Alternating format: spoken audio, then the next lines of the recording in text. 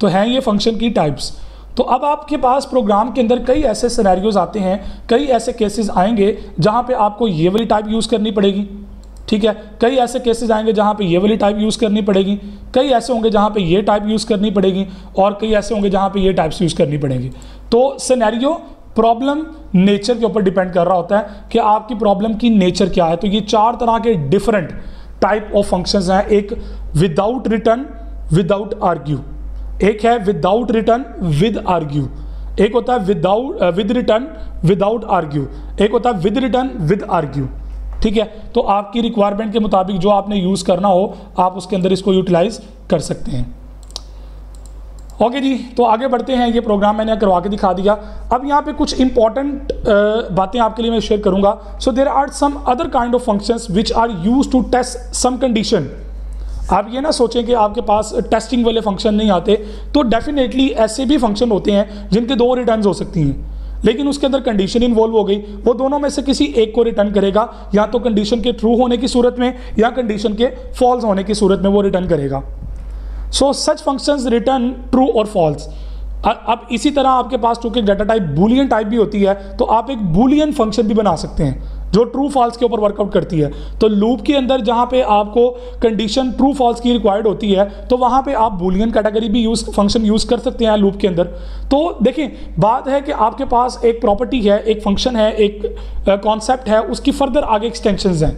आप उसको जहाँ पे एडजस्ट करना चाहते हैं उस कॉन्सेप्ट को वहाँ पे आप एडजस्ट कर सकते हैं। कंडीशन बैकएंड पे ये होती है कि वो चीज़ वहाँ पे एक्सेप्टेबल है, या आप जो लॉजिक यूज़ कर रहे हैं वो इनकरेक्ट नहीं है। सो ऐसे फंक्शन जो सिर्फ ट्रू और फॉल्स रिटर्न करते हैं उन्हें बूलियन फंक्शन कहते हैं। So these function are very important and use a lot of programming, ठीक है। इस प्रोग्रामिंग के अंदर कई जगहों पे इस्तेमाल होते हैं ऐसे function. So in C++ condition statement the value 0 is considered as false and any value other than 0 is considered as true। तो बाय डिफ़ॉल्ट जो कंडीशन स्ट्रक्चर होती है C++ की, तो आप कभी प्रैक्टिकली टेस्ट करके देखिएगा इस चीज़ को कि जो 0 रिटर्न होता है ना, 0 रिटर्न हम देखिए प्रोग्राम मेन के अंदर रिटर्न 0 करते हैं। क्यों? क्योंकि वो कंडीशन ट्रू होने का मतलब है कि आपका प्रोग्राम नॉर्मल टर्मिनेट हुआ। अगर आप वहाँ पे 1 रिटर्न करवा देंगे ना, तो इसका मतलब क्या है कि 1 के ऊपर आपने जो चीज़ सेट की होगी वो उसके मुताबिक रिजल्ट देगा। अब बाय डिफ़ॉल्ट कंपाइलर के अंदर रिटर्न 0 का मतलब है नॉर्मल टर्मिनेशन। अब अदर देन 0 अगर कोई 1 आएगा या 2 कोई और रिटर्न हुआ, आपने तो 0 लिखा था, लेकिन आपके फंक्शन की रिटर्न वैल्यूज़ की वजह से वो इफेक्ट हुआ और रिटर्न 1 आ गया, जिसकी वजह से आपका सम टाइम प्रॉब्लम के अंदर क्रैश कर जाता है प्रोग्राम, या प्रोग्राम इनकरेक्ट रिजल्ट दे देता है, गार्बेज उसके अंदर इन्वॉल्व हो जाता है। तो ऐसी कैटेगरीज जहाँ पे आ जाती हैं, तो 0 का मतलब क्या है, नॉर्मल टर्मिनेशन या ट्रू कंडीशन, और 0 के अलावा अदर देन 0 जितनी भी वैल्यूज होती हैं वो तमाम की तमाम आती हैं फॉल्स कैटेगरी के अंदर। सॉरी, रिवर्स मैंने उल्टा बोल दिया कि 0 का मतलब फॉल्स टर्मिनेशन है और यहाँ पे अदर देन 0 का मतलब ट्रू होता है। So the return type of such function is integer। अब जैसा कि मैंने आपको पहले भी बताया कि इंटीजर डिफ़ॉल्ट बाय डिफ़ॉल्ट जो फंक्शंस की रिटर्न टाइप होती है वो इंटीजर होती है। तो 0 का मतलब फॉल्स है, 0 के अलावा जो वैल्यू आएगी इसका मतलब ट्रू है। या आप इसको वाइस वर्सा भी कर सकते हैं कि आप कह लें कि जी जैसे मैंने कहा कि 1 हमारा नॉर्मली ट्रू के लिए हम कंसीडर करते हैं या 0 ट्रू के लिए होता है, तो आप सेटिंग खुद भी कर सकते हैं। It's up to you. ये लॉजिक के ऊपर डिपेंड कर रहा होता है कि आप अपने प्रोग्राम को किस तरह से हैंडल करना चाह रहे हैं। देखिए, आपकी प्रोग्रामिंग स्किल्स जो है ना वो आपकी लॉजिक के ऊपर डिपेंड कर रही होती है कि आप उसको किस तरह से चलाना चाह रहे हैं।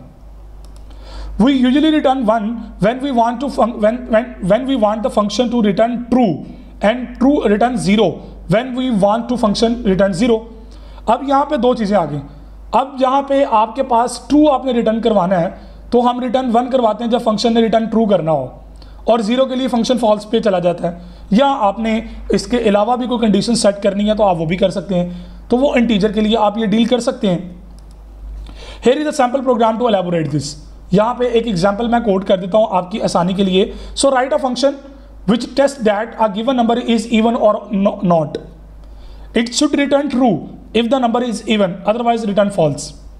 तो देखिए, हमने रिक्वायरमेंट जो दे दी, अब उस रिक्वायरमेंट के मुताबिक मुझे पता है, मैं यकीन कर रहा हूँ कि आपको पता है कि ये इवन कैसे कैलकुलेट करते हैं और इवन और ऑड का कंपैरिजन कैसे चेक करते हैं, ये आपने प्रैक्टिस की थी कंडीशन स्ट्रक्चर के अंदर।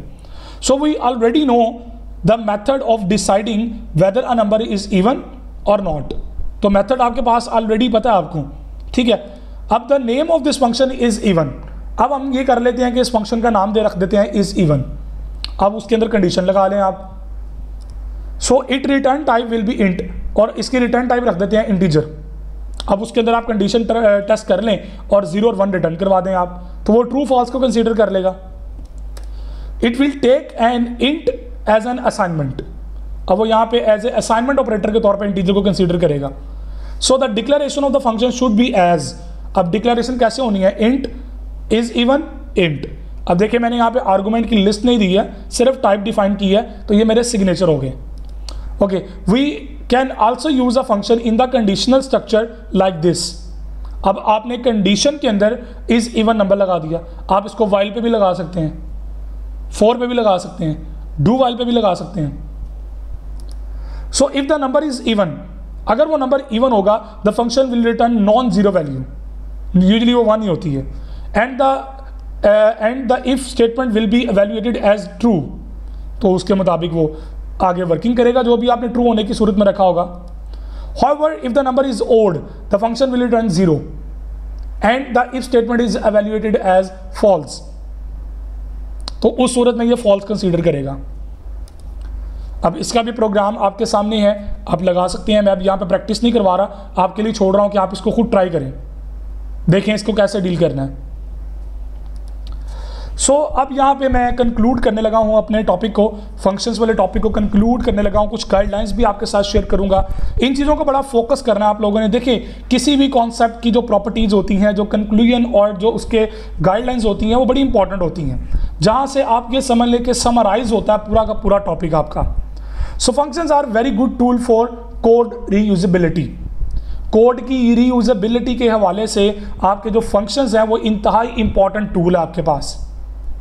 आपने नोट किया सर्कल वाली एग्जांपल के अंदर, इनर सर्कल और आउटर सर्कल के अंदर हमने बजाय इसके कि 2 जगह पे एरिया कैलकुलेट करते, हमने एक जगह पे कैलकुलेट किया और दूसरी जगह पे उसको यूज कर लिया।